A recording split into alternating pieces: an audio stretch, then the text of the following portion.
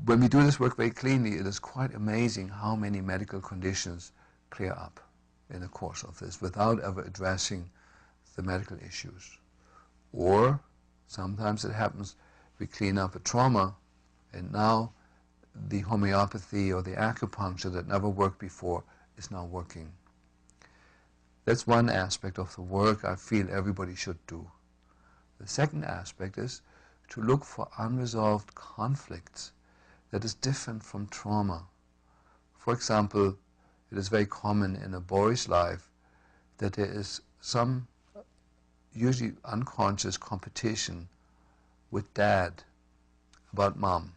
Yeah? Both are competing for the attention with mom, and depending on how responsibly dad handles that, what can emerge here is what Hammer calls a territorial conflict.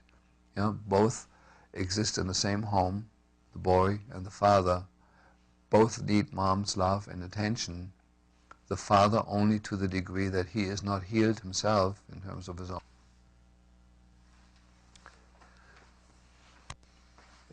If in this case the boy has to suppress his need for closeness to mom out of fear of being reprimanded by dad, this territorial conflict, as we call it, will typically lead in the boy later on in life, when he is 40, 50 or 60 years old, to prostate cancer. And so the second part of my work is recognizing patterns in families, usually originating in unsolvable conflict situations. And the pattern recognition and cracking those patterns is a great joy to do that in the office. With every pattern of unhealthy internal dysfunction that we can resolve, there's usually a number of medical symptoms that simply fall away from the patient. So this is the second aspect of the work that I strongly recommend and do in the office. Now the third and last part that I feel is an absolute necessity is the systemic family work. In science and psychology it is known that conflicts and traumata that happened several generations ago that were not solved live on in the field of the patient, of the today's person. So this would be like the grandchild or the great-grandchild. And unresolved traumata will usually express themselves in our field as events and circumstances in our lives that appear as karmic or as fateful, that we have no control over, repetitive, adverse circumstances.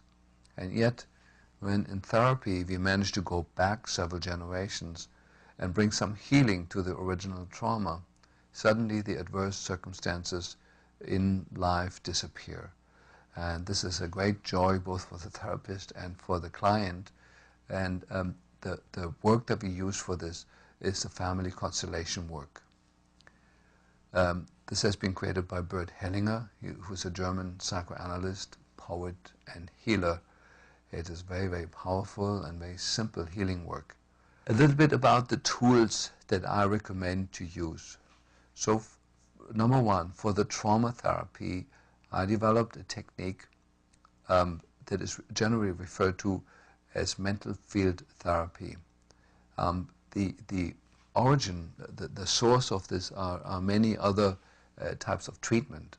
I worked with Milton Erickson in the later part of his life, and one of my great mentors was David Cheek, one of the major co-authors and friends of Milton Erickson, who developed a method by using finger signals. The patient is in a semi-conscious state and learns from the subconscious to allow his body to give physical signals by lifting a finger for yes and one for no, that allows the therapist to engage in a dialogue with the subconscious where the content is brought to light that is lost otherwise to the conscious mind, and often the place, the arena where the healing needs to happen.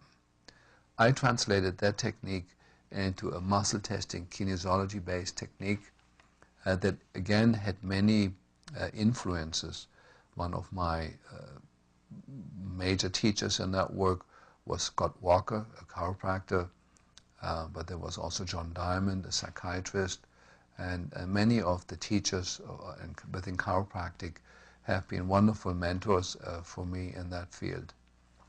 So the techniques that have emerged. For trauma technique, I use mental field therapy, which simply uses the tapping of acupuncture points, eye movements, color glasses, drawing of pictures that we let the patient do, and a few other techniques that often involve the combination of acupuncture or acupressure-based techniques and psychotherapeutic methods.